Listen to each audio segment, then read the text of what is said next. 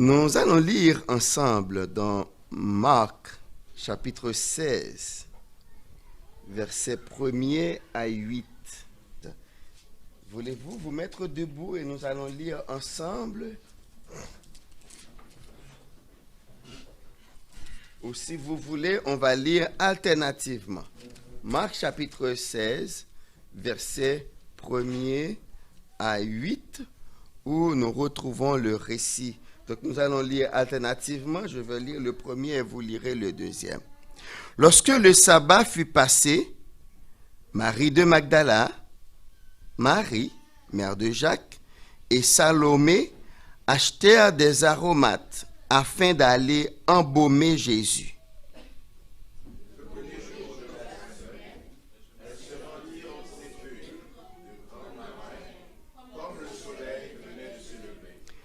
Elles disaient entre elles, qui nous roulera la pierre loin de l'entrée du sépulcre?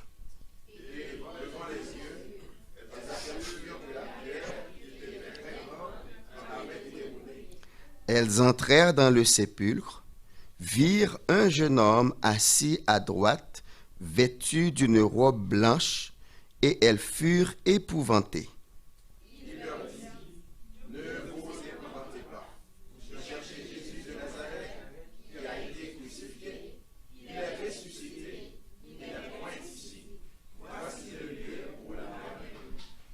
Ensemble, les deux derniers versets. Mais allez dire à ses disciples et à Pierre qu'il vous précède en Galilée. C'est là que vous le verrez, comme il vous l'a dit. Elles sortirent du sépulcre et s'enfuirent. La peur et le trouble les avaient saisies, et elles ne dirent rien à personne à cause de leur effroi. Amen. Un mot de prière. Cher Seigneur, merci. Jusqu'à présent, ta présence, Seigneur, nous a animés dans les chants et dans tout ce que nous avons fait. Maintenant, c'est ta parole que nous allons partager ensemble. Nous te prions toi-même de t'adresser à chacun de nous dans un langage où chacun de nous pourra comprendre et pourra saisir. Et donne-nous un réma pour notre croissance spirituelle. Nous te prions au nom de Jésus. Amen. Merci, asseyez-vous.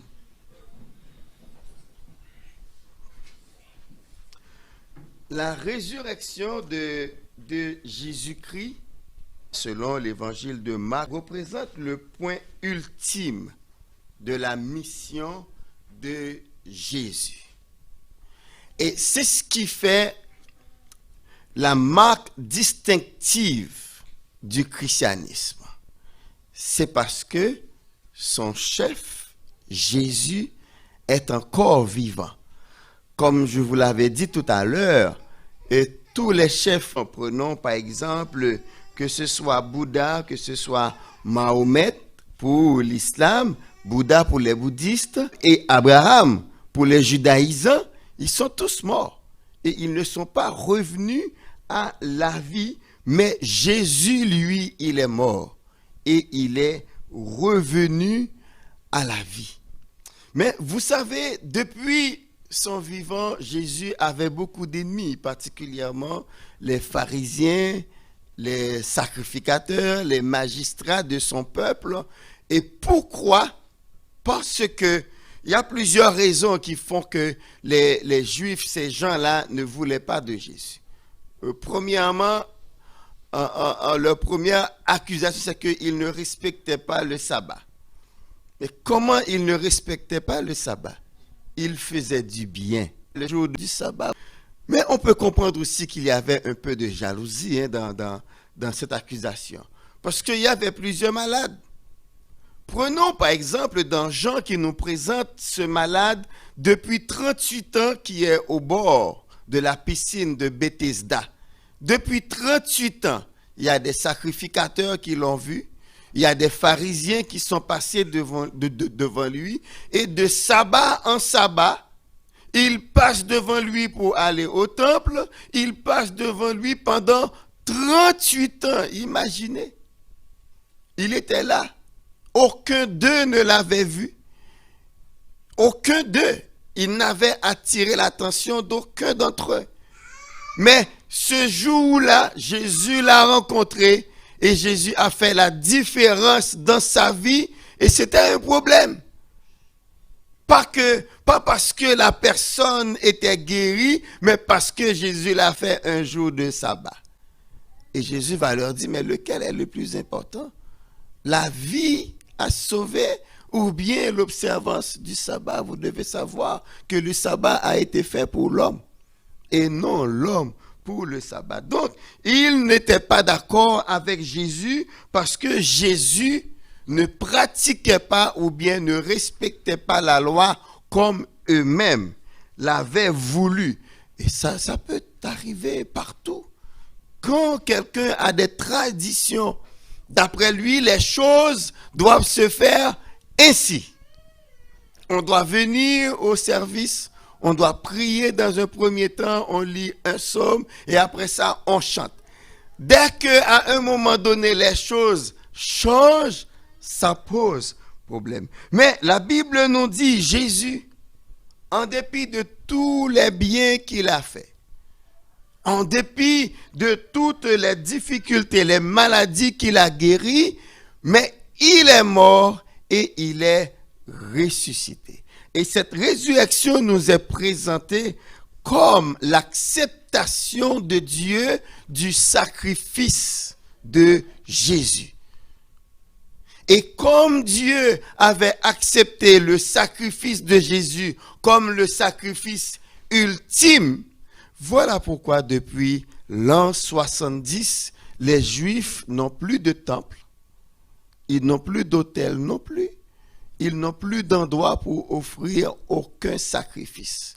Ce qui a montré que, effectivement, Dieu a changé les choses. Mais regardons un peu comment les événements s'étaient déroulés. Ce matin, je vais utiliser les données d'un message de pasteur John Glass de EEIG, l'Église évangélique internationale de Genève. Donc, je vais partager avec vous quelques données. Les recherches ne sont pas de moi, mais je les ai puisées dans un message que lui, il avait porté. Donc, vous vous rappelez que dans le jardin des Oliviers à Gethsémane, on avait arrêté Jésus sous l'impulsion de Judas. Judas avait emmené les gens pour arrêter Jésus. Donc, ils l'ont arrêté, ils l'ont jugé, ils l'ont flagellé, couronné d'une couronne d'épines et il a été crucifié. Nous savons aussi, après la crucifixion, le centenier qui coordonnait la crucifixion, ayant vu qu'il était mort, on lui a percé le côté. Donc, il fut confirmé mort par des spécialistes. Parce que les Romains, ils sont spécialistes de la crucifixion. Ils peuvent faire la différence quand quelqu'un est mort et quand quelqu'un n'est pas mort. Et d'ailleurs, la Bible dit, comme c'était le sabbat, les corps ne devraient pas rester en croix. On a brisé les genoux des deux brigands. Mais arrivé sur Jésus, il était déjà mort. Et comme c'est lui qui dirigeait les choses, vous vous rappelez les 7 paroles qu'il avait prononcées?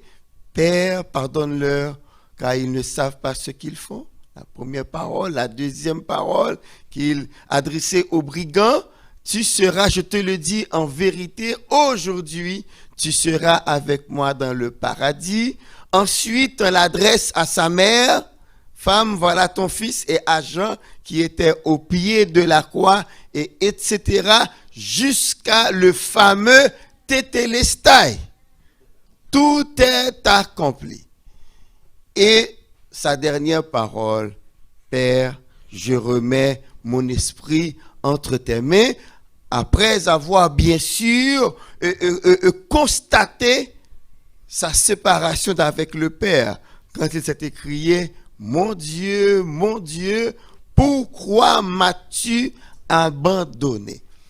Si vous connaissez un tant soit peu votre Bible, vous allez voir que c'est la seule fois où Jésus s'est adressé à son Père en disant « Mon Dieu ». Pourquoi? C'est parce que à ce moment même, au moment où Jésus s'est écrié « Mon Dieu, pourquoi m'as-tu abandonné ?» C'est parce qu'il était couvert de tous nos péchés. Paul va dire, lui qui n'a pas connu le péché, Dieu l'a fait devenir péché, pas pécheur. Il n'est pas devenu pécheur, mais il est devenu péché, donc quelque chose immonde que les yeux de Dieu ne pouvaient voir. Et c'est à ce moment-ci, l'unité entre le Père et le Fils était suspendue. Et voilà pourquoi il s'est écrié, « Mon Dieu, pourquoi m'as-tu abandonné ?» C'est bien sûr la prophétie de Psaume 22 qui s'est accomplie. Mais pour Jésus-Christ, si dans le Psaume 22 c'était une prophétie, mais pour Jésus-Christ c'était une réalité.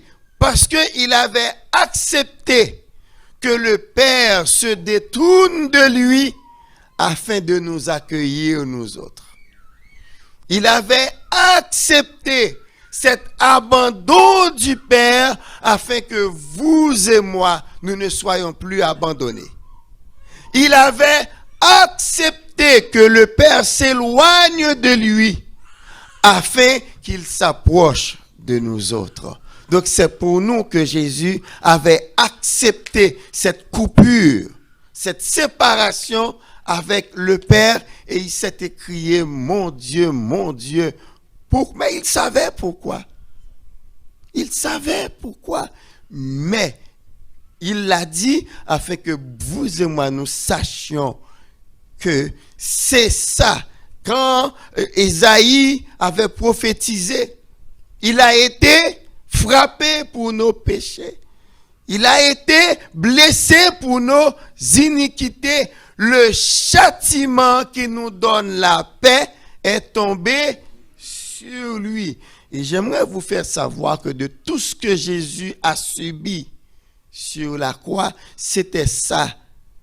La séparation avec le Père était la plus dure de tout ce qu'il a subi sur la croix, parce que c'est une coupure profonde, être séparé du Père. Et si vous me permettez aussi une parenthèse, vous vous rappelez que dans Éphésiens 5, Paul va faire une analogie entre l'union de Jésus avec l'Église et le mariage. Puis de même que la coupure, la séparation d'avec le Père avait provoqué une blessure profonde en Jésus, c'est la même chose qui se produit quand deux personnes qui se marient et sont obligées de se divorcer. Il y a une blessure, parce que la Bible dit, vous êtes devenus une seule chair. Je ferme la parenthèse. Alors, la mort de Jésus a été confirmée par les Juifs, par les Romains, et par aussi Nicodème et Joseph d'Arimathée qui étaient venus prendre le corps de Jésus. Et le corps a été préparé à la va-vite, bien sûr. Les gens qui ont fait des recherches ont dit qu'il n'y avait que 100 livres d'épices pour embaumer le corps de Jésus. Or, quand vous allez à la fin du chapitre 15 du livre de Marc, vous allez voir l'attitude des femmes. Marc dit, les femmes étaient là en face du sépulcre et elles regardaient. On peut comprendre qu'elles n'étaient pas tout à fait d'accord ou bien satisfaites de la manière dont le corps de Jésus avait été embaumé. Parce qu'on dit que pour soit le fils d'Hillel ou bien pour Hillel, il y avait 500 livres. Quand on embaume le corps des grands, on amène beaucoup d'épices. Or, pour Jésus, seulement 100 livres. On peut comprendre que les femmes n'étaient pas satisfaites. Et voilà pourquoi elles étaient allées chez elles, après le sabbat, elles ont préparé des épices dans l'espoir de venir embaumer le corps de leur maître en bonne et due forme, selon les règles de l'art, parce qu'elles n'étaient pas satisfaites. Mais sauf qu'elles avaient oublié. Elles avaient oublié le parfum de la femme. Dans Matthieu 26, où Jésus eut à dire ce que cette femme a fait, elle l'a fait pour mon embaumement. Parce que Jésus-Christ savait d'avance qu'on n'allait pas avoir le temps nécessaire pour embaumer son corps. Et il a dit, cette femme, en répandant le parfum sur sa tête, a embaumé son corps pour sa sépulture. Donc, le corps fut déposé dans un sépulcre, donc Jésus a été enterré. Et une grosse pierre a été roulée devant l'entrée. Cette pierre, il n'y a pas beaucoup de détails concernant cette pierre. Seulement, on dit une grosse pierre. Mais les gens qui ont fait des recherches, par exemple, Josh McDowell, lui, il a dit que cette pierre pesait 2 tonnes. Je pense que 2 tonnes, est-ce que ce n'est pas le poids d'un CRV?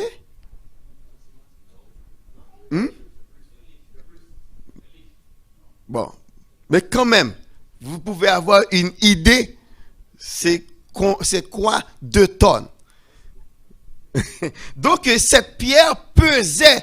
Donc, vous allez comprendre plus tard les théories absurdes dont je vous ai parlé. Et l'une d'entre elles, il y en a beaucoup qui sont très, très, très, très vraiment absurdes. Ensuite, une garde romaine de 4 escouades. Donc, 16 soldats romains avaient été dépêchés sous la demande des sacrificateurs et des magistrats pour veiller, pour garder le tombeau. 16. Donc, tout ça nous parle quand même de comment est-ce que les gens s'étaient bien assurés que Jésus était bien mort et qu'il devrait rester dans le tombeau. C'est normal. Ils ont fait tout ce qu'il fallait pour que Jésus reste au tombeau. Ensuite, on dit qu'on avait scellé la pierre. Et quand on parle de sceller la pierre, on peut le voir de plusieurs manières. Ou bien on a mis une sorte de ciment pour que la pierre ne bouge pas. On scelle la pierre. Et puis aussi, on avait mis un sceau romain pour dire que cette tombe ne doit pas être profanée. Personne ne doit toucher à ce tombeau avec les gardes qui étaient devant. Mais quand même, ça nous parle de l'importance du personnage. Hein? Même sans le vouloir, ça nous parle de l'importance ici. Comme on a l'habitude de voir, 6J.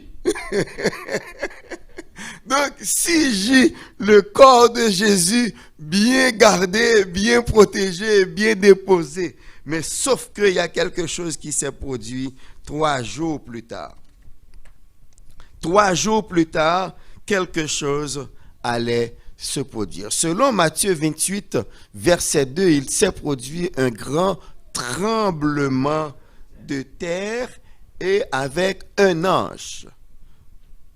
Et puis la pierre, cette pierre, non seulement est scellée, donc collée, et protégée par le sceau romain, cette pierre fut roulée. La pierre de 2 tonnes. Cette pierre fut roulée et on dit bien à une distance. Ce n'est pas proche de l'entrée, mais très loin de l'entrée sur une pente. Donc, il y a eu une force qui a poussé la pierre sur une pente. Le sceau fut brisé, le sceau romain fut brisé et la garde, les 16 soldats romains tremblaient.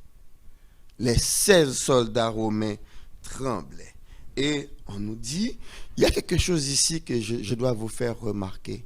Il y a un auteur qui a dit que la présence des femmes montre que vraiment l'histoire de la résurrection de Jésus n'est pas une histoire inventée.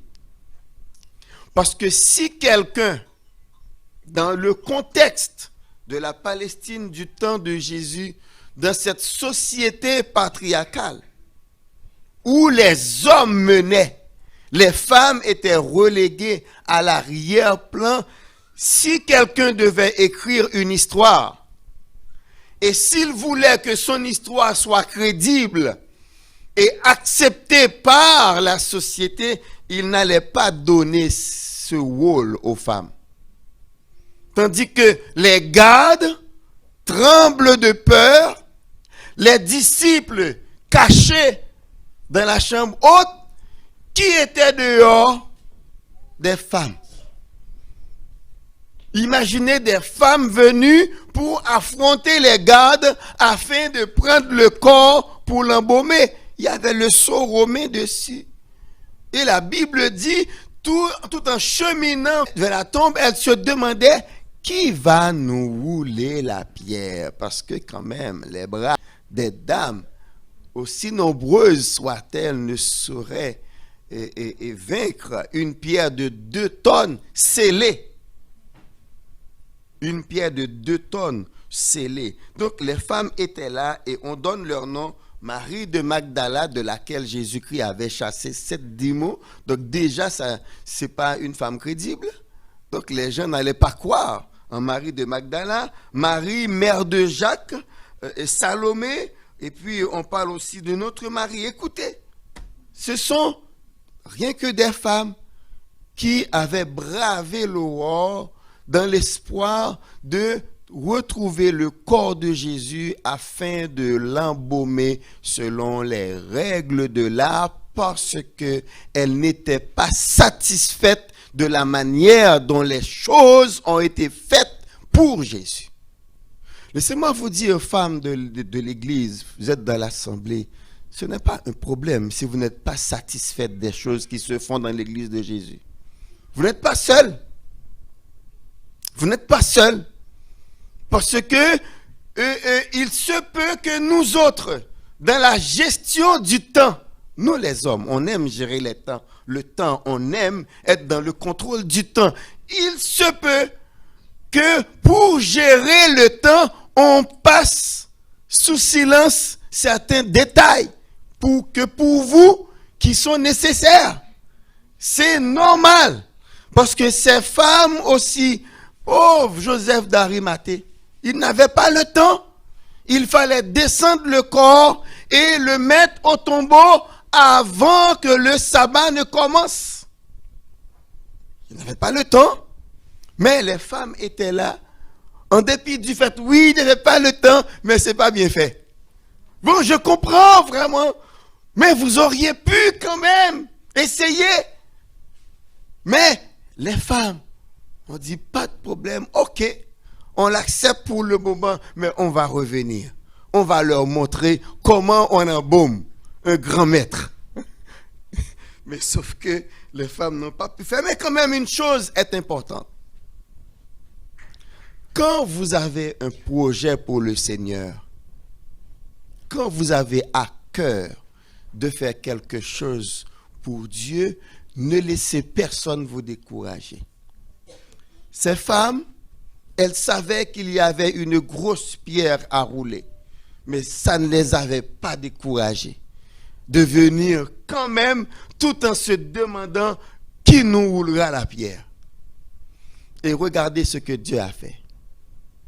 Leur petit projet d'embaumer un corps mort les a placés devant l'événement le plus extraordinaire de l'histoire. Parce qu'elles avaient à cœur de venir embaumer, honorer, comme il le faut, le corps de Jésus. Dieu ne leur a pas laissé voir un corps mort. Mais elles ont rencontré la première. Elles étaient les premières personnes à voir Jésus ressuscité. Parce que tout simplement, elles avaient à cœur d'embaumer le corps de Jésus. Donc, quand vous décidez de faire quelque chose pour le Seigneur, ne laissez personne vous décourager. Ça peut être un tout petit projet à vos yeux, mais Dieu va prendre votre petit projet et le transformer. Ça, c'est arrivé à ces femmes-là. Leur petit projet d'embaumer le corps mort de Jésus est transformé à l'annonce de la nouvelle la plus merveilleuse au monde, que Jésus est ressuscité. Elles étaient les porteuses de cette nouvelle. Alors, comme je vous disais, c'est la nouvelle la plus glorieuse.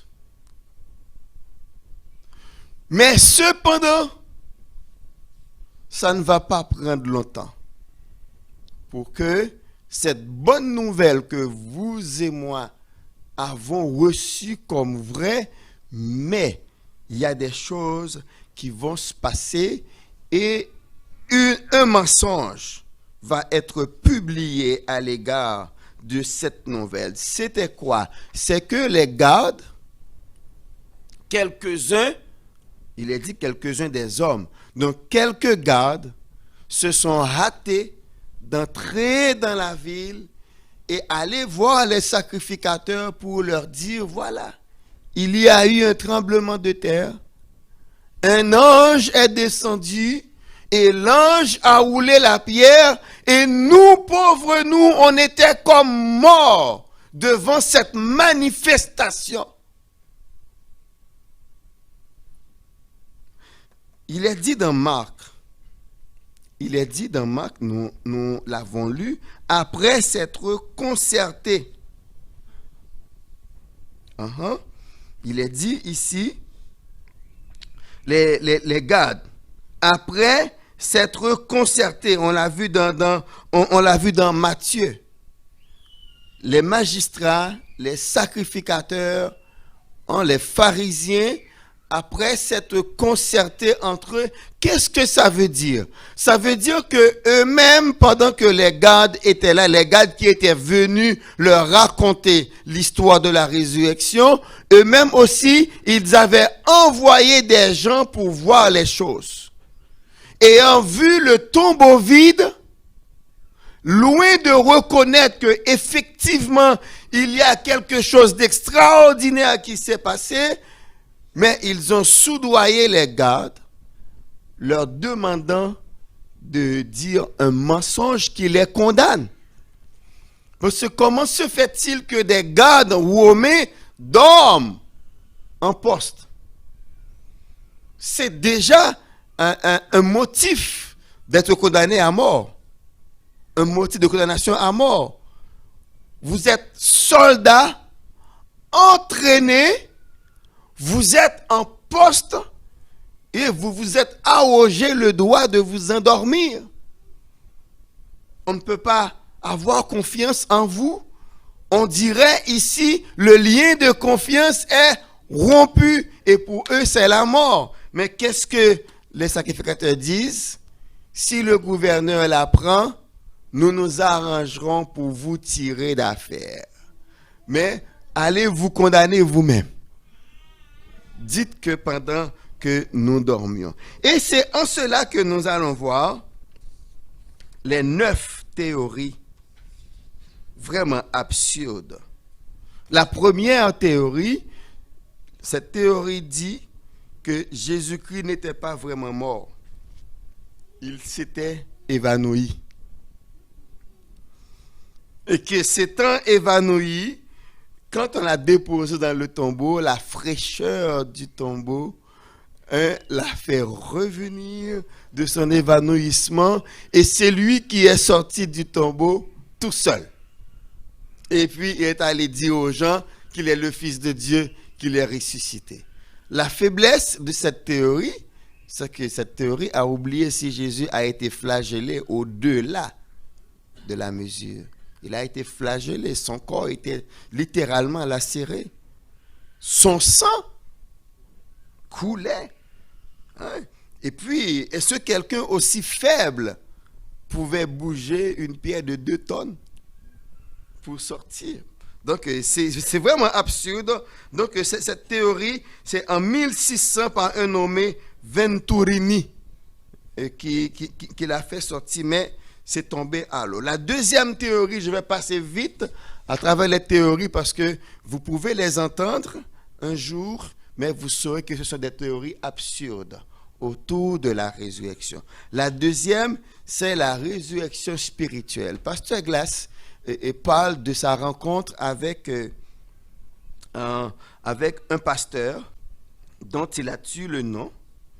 Il n'a pas dit son nom. Et il est allé voir ce pasteur pour lui demander est-ce qu'il croit à la résurrection. Il dit oui, je crois à la résurrection, mais la résurrection spirituelle, pas corporelle. Donc voilà, lui-même, il croit à une résurrection spirituelle. Et vous allez trouver des gens pour vous parler, oui, Jésus est ressuscité, mais c'est spirituellement, son corps est dans le tombeau, mais le tombeau est vide. Il y a une autre théorie absurde pour expliquer le tombeau vide. La troisième théorie, donc la deuxième, c'est spirituel, résurrection spirituelle. Donc vous vous rappelez de la première théorie, c'était la théorie de l'évanouissement. Et la deuxième théorie absurde, c'est une résurrection spirituelle. La troisième théorie, eh bien, cette théorie dit que mais non, tous les gens qui ont vu Jésus, c'était des hallucinations. Les gens hallucinaient. Alors, il y a McDowell, selon les recherches, bien sûr, comme je vous le disais, de Pasteur Glass. McDowell explique de manière détaillée ce qu'est une hallucination et démontre pourquoi il est impossible que ceci ait été le cas pour la résurrection de Jésus. Premièrement, tout le monde n'hallucine pas. Ce n'est pas tout le monde qui hallucine. Les gens qui hallucinent d'habitude, ce sont les gens paranoïaques et ceux-là qui sont schizophrènes. Ce sont les paranoïaques et les schizophrènes qui hallucinent le plus souvent. Mais dans le Nouveau Testament, c'est une autre expérience que les gens ont fait. Ils n'ont pas halluciné. Deuxièmement, Josh McDowell dit, les hallucinations, disent les pros, sont liées au subconscient et à des expériences antérieures. Donc, vous ne pouvez pas halluciner sur des choses que vous n'avez jamais expérimentées. Parce qu'on voit toujours des choses que l'on connaît, des choses auxquelles on est habitué. Or, que quelqu'un ressuscite d'entre les morts, cela ne s'était jamais arrivé avant. Donc, comment les gens pourraient halluciner sur un événement qui s'est produit pour la première fois? Et en plus, on dit qu'il est peu probable que 2 personnes hallucinent en même temps, qu'ils voient la même chose, que 2 personnes hallucinent sur la même chose en même temps. Or, Paul va nous dire, Jésus est apparu à 500 personnes à la fois. Après avoir rencontré les disciples, après avoir rencontré Paul lui-même, eh bien, Jésus s'est fait voir par 500 personnes. Est-ce que 500 personnes en même temps puissent halluciner? Donc, là, cette théorie tombe. On a vu l'évanouissement, on a vu l'usage spirituel, on a vu la théorie de l'hallucination. Voyons maintenant la théorie de la fosse commune. Cette théorie est tombée parce que si vraiment le corps de Jésus avait été placé dans une fosse commune, eh bien les Romains et les sacrificateurs n'avaient qu'à aller chercher le corps et l'exhiber et faire une marche avec, voici le corps de celui qu'on dit qui est ressuscité, on l'avait jeté dans une fosse commune, voilà. Je ne sais pas si vous avez déjà vu le film Reason. Il est ressuscité, Reason. Ce film-là montre un centenier commandé par Pilate de retrouver le corps de Jésus. On peut penser que c'est lui qui avait coordonné la crucifixion. Eh bien, le film est terminé, il est devenu chrétien. Parce qu'en suivant les disciples dans la chambre haute, arrivé pour arrêter les disciples devant qui il s'est retrouvé? Devant Jésus. Et Jésus l'a dit, allez, viens. Jésus l'a invité à venir manger. Et lui, il est sorti pour chasser les autres soldats. Il n'y a rien là, allez-vous-en. C'est lui qui ont dit aux soldats, il n'est pas là. Il n'y a rien à faire ici, allez-vous-en. Et lui, il a écrit sa démission et il a suivi les autres disciples. C'est le film de Risen. Donc, la théorie de fausse commune est tombée d'elle-même. La théorie de la tombe erronée, c'est quoi que dit cette théorie? Cette théorie dit que, ah mais non, les gens, ils s'étaient trompés. Ils n'ont pas été à la bonne tombe. Et là, Pasteur Glass dit, mais non, là, c'est pas seulement les femmes. Parce que ce sont les femmes qui s'étaient trompées d'après eux. Pas seulement les femmes. Joseph d'Arimathée. Les squads de 16 soldats romains s'étaient trompés aussi. Ils n'ont pas veillé à la bonne tombe. Hein? Donc, tout le monde s'est trompé. En fait, cette théorie aussi est tombée. Il y a aussi la théorie de la télépathie divine. C'est pour cela qu'on vous parle de théorie absurde. C'est quoi la télépathie divine? Je le lis pour vous. Cette théorie suggère qu'il n'y avait pas de résurrection physique, mais plutôt que Dieu envoya des messages télépathiques aux chrétiens. C'est Dieu qui envoie des messages télépathiques aux chrétiens qui ont fait croire que Jésus était ressuscité, bien qu'en réalité, il ne l'était pas. Mais sauf que ce n'est pas la foi qui a produit la résurrection. La résurrection est à l'origine de la foi chrétienne. Ce n'est pas notre foi qui a produit la résurrection. Cette théorie aussi est tombée.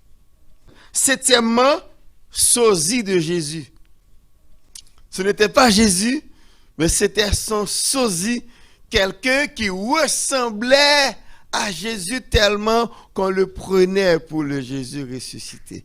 Mais cette personne aussi, il devrait parler comme Jésus, il devrait agir comme Jésus. Devant les deux disciples d'Emmaüs, il devrait être en mesure de reproduire les mêmes gestes que Jésus et enseigner aussi, avoir cette connaissance de la Bible pour que le cœur des disciples brûle en écoutant l'enseignement de Jésus, de ce sosie. Donc, si ça existait, c'est vraiment absurde de penser que c'était un sosie de Jésus que les gens voyaient. Il y a aussi une autre théorie qui dit que, puisqu'on n'a pas trouvé le corps de Jésus, ce sont les autorités qui avaient retrouvé, qui avaient volé le corps de Jésus. Donc, le corps était entre les mains des autorités. Là, on se demande quels intérêts avaient-elles, parce que eux-mêmes, les autorités, ils avaient l'intérêt à ce que Jésus reste dans la tombe. Et s'ils avaient le corps, ils auraient pu le montrer ou dire aux gens que Jésus-Christ n'est pas ressuscité. Neuvième théorie, c'est la théorie du corps volé par les disciples. Comme j'avais commencé à vous dire, cette théorie même consacrait la condamnation à mort. Et puis d'ailleurs, les soldats font courir le bruit que pendant qu'ils dormaient, les disciples sont venus voler le corps. Mais si vous dormiez, comment savez-vous que ce sont les disciples? Mais si vous dormiez, qu'est-ce qu'on sait quand on dort? On ne sait rien.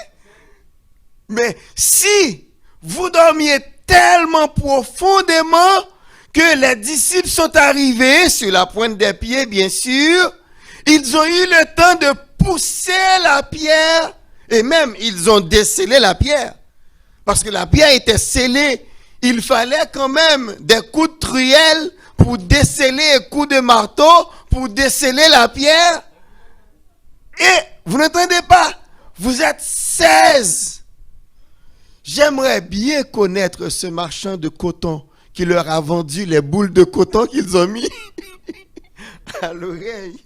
Donc ce sont là les arguments que l'on donne pour examiner cette théorie et voir combien que c'était absurde. En fait, la seule chose qui est satisfaisante, c'est que Jésus est bel et bien ressuscité.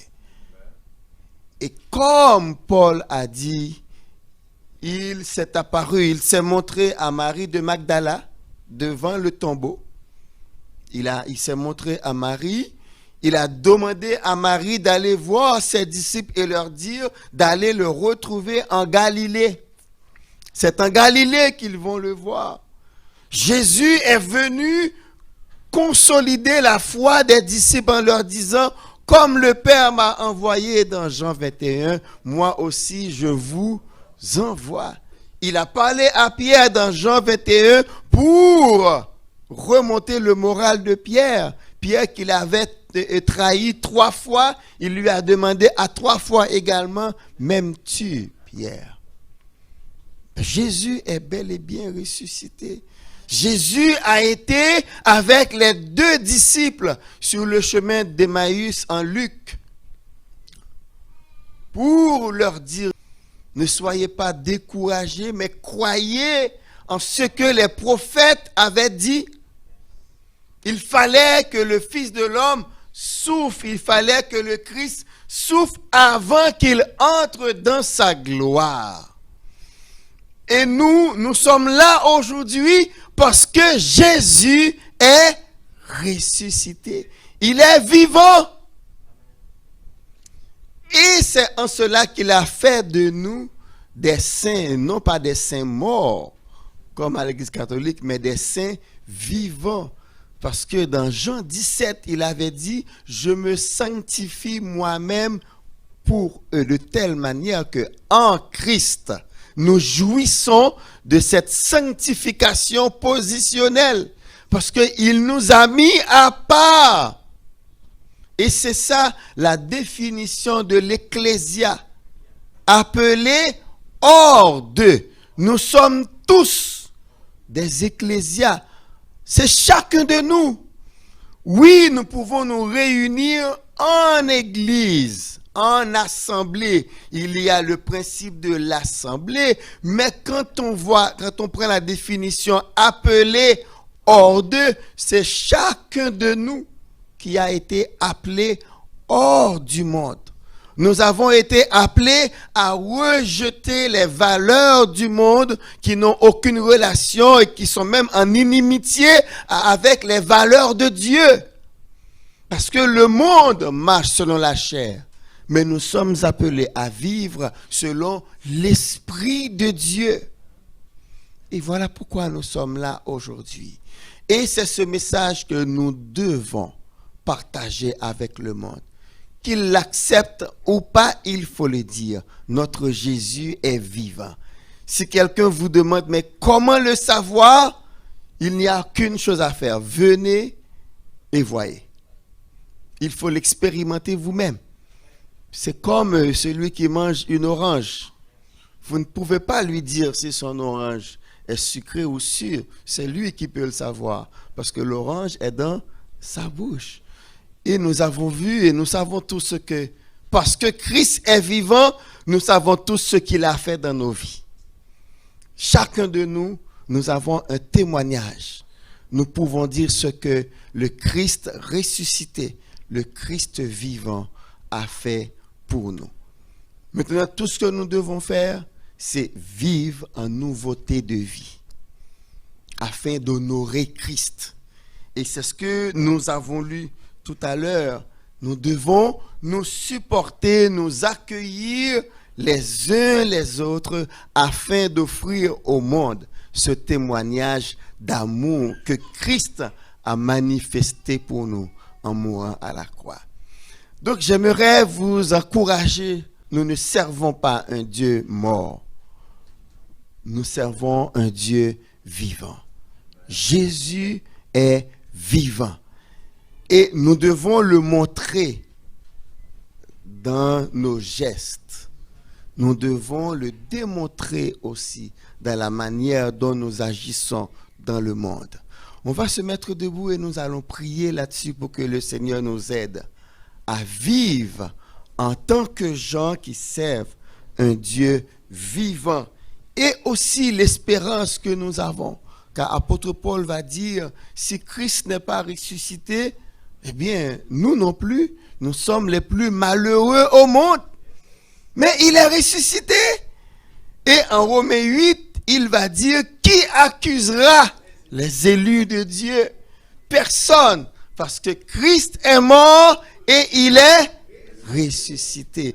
Je pense que chacun de nous, vous devez avoir ces choses-là en tête. Voilà pourquoi on vous encourage à lire la Bible, afin que chaque jour, vous repassiez cela, pour que vous sachiez que vous n'êtes pas n'importe qui. On est des gens du royaume. Prions le Seigneur afin qu'il nous aide à vivre en gens du royaume. Prions Dieu. Cher Seigneur, merci pour cette matinée que tu nous as accordée en ta présence. C'est toi qui nous as appelés à être en ta présence. Et tu étais là pour nous bénir. Nous te disons merci. Merci pour les chants que nous avons chantés. Merci Seigneur pour les prières, les lectures. Merci pour les offrandes qui ont été recueillies. Et merci pour ta parole. Cette parole qui nous rappelle combien tu es vivant. Cette parole, Seigneur, qui nous fait voir combien aussi les gens du dehors voudraient, Seigneur, écraser, Seigneur, la réalité de la résurrection. Mais sauf que personne ne peut lutter contre Dieu. Père Saint, tu avais fait dire à Paul, il te sera dur de regimber contre les aiguillons. Papa, nous te prions pour tous ceux à travers le monde qui sont en train de regimber contre ta parole, qui sont en train, Seigneur, de lutter contre toi. Nous te prions, Seigneur, que ta lumière, la lumière de Jésus ressuscité, puisse jaillir pour eux, afin, Seigneur, qu'ils puissent faire volte-face. Et, Papa, qu'ils puissent venir à toi pour leur salut éternel.